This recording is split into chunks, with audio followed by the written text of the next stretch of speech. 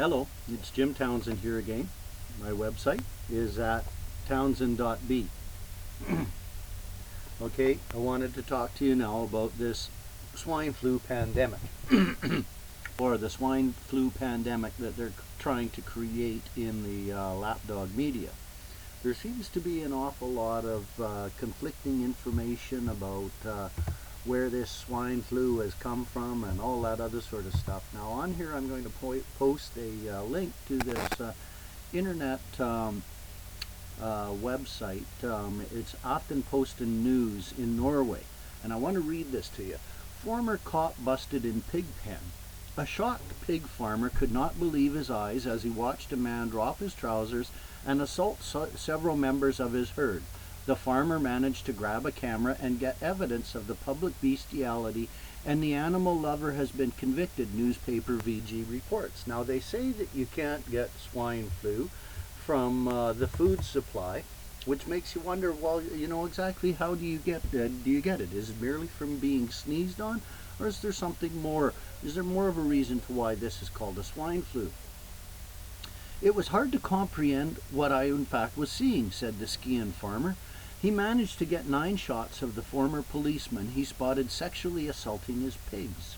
Telemark police said the case is closed and the man fined Norwegian 8,000, which is $1,000 USD, for violating animal protection laws. He has abused these animals in such a way that violated the Animal Protection Act. The man has admitted guilt and accepted the fine, Telemark Deputy Police Commissioner Runar Carlson told VG. Okay, so the farmer says that he was going out to feed his pigs, and then he says, then I saw a man standing among the pigs inside the electrical fence. Suddenly he took off his underpants and stood there naked from the waist down. Then things started to happen that I didn't think were possible. So now we have a possible reason for them calling this a swine flu, not because of the swine that we think of, but because the swine that was miscegenating with his cousins there. Now, fresh air, fresh water, and lots of soap are going to stop you from having any of these diseases that they're trying to engineer. If you go and get inoculated, you're probably going to get inoculated with the very stuff that you're trying not to get. This has happened before. SARS, swine avian retrovirus. They tried to vaccinate people there.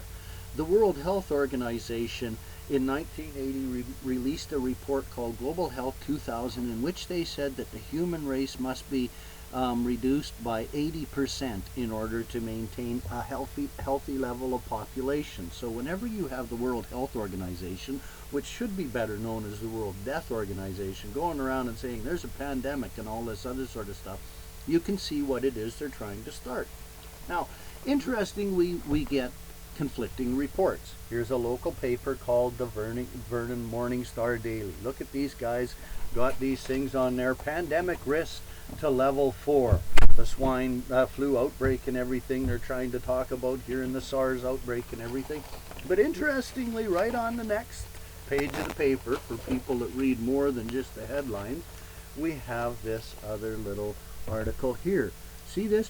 Flu not causing farm labor shortage. Now, so here we have this baby in Texas that has supposedly died from this swine flu outbreak. This baby that comes from Mexico. Okay? So, listen to this. Flu not causing farm labor shortage. Phoenix, Reuters Press.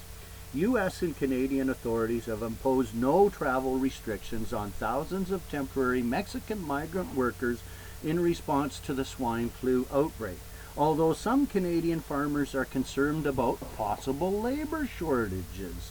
In Canada, where some 14,000 Mexicans labor on fruit and vegetable farms, authorities said no restrictions were currently imposed on travel, although temporary workers were being screened before departure from Mexico. How were they being screened?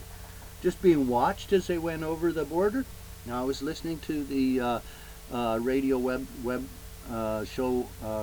radio show on GCNlive.com with Big John Lipscomb. That's don'ttreadonme.tv. He was interviewing a fellow that lives right down on the border, who said it was awfully odd because he was down watching at the border while all the border guards are just are standing there wearing their little masks, and everybody's just walking across the border. They don't stop and check anybody for anything. Now here in British Columbia, when I was a kid, you could get on buses down at the local parking lots of, like, we used to go to the High-Low Shopping Center, and we'd get on buses and we'd go out and pick berries.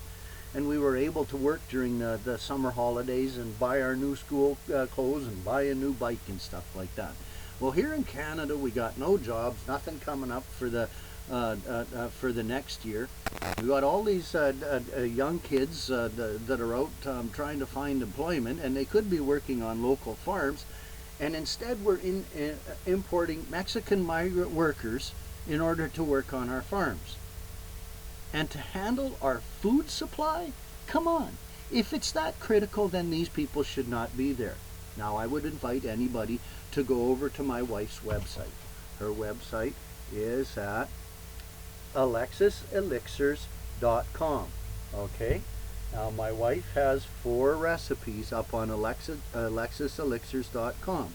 One of those is this Alexis oil.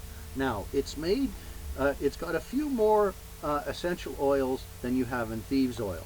Anybody that knows what I mean when I'm talking about thieves oil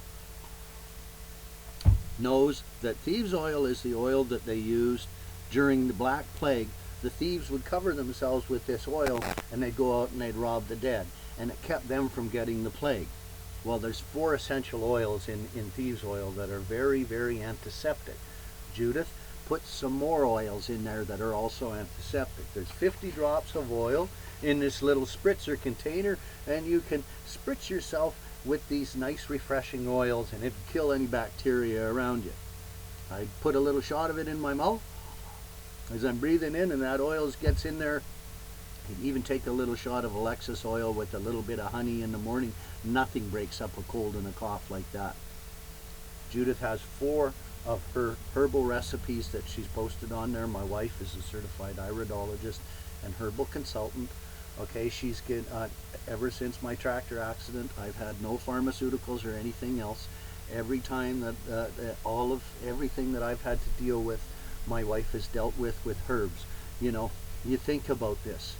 You know, you Christians out there, did God screw up that you have to have inoculations by science in order to stay alive? Was Mother Nature wrong? You know, millions of years of survival, just natural survival. And now we're to the point that we no longer trust nature. Well, now we've got all these inoculations and everything else, and there's more disease in the human race than there ever has been in human history. If you take a look at herbs, herbs are growing. They're alive. They have the right combination of everything that you need to sustain life. If you eat that herb, you're going to be much farther ahead, because this is how humans have sustained lives. You have to watch out, of course. There are certain things that can poison you, but you can't get poisoned by the things that are good for you if you don't take them in too large of doses like you get in a pharmaceutical. So I urge you again, please go to alexiselixirs.com and check out my wife's 4 recipes. Now, she has shared these on there with everybody, but I ask you, if you do have a little bit of extra money, if you could share with us in return, we would really appreciate that. Think about what they're saying there about this swine flu. You know, they want to stop everybody, they want to restrict travel and all this other sort of stuff. But when it comes to our food supply, they're going to import workers from this country where this epidemic is supposedly raging. What's wrong with this picture? I mean, really, don't have faith. Stop and think it through. Intellectually come to grips with the problem and ask yourself where you should be. I wish you all peace, love, and happiness. Take care.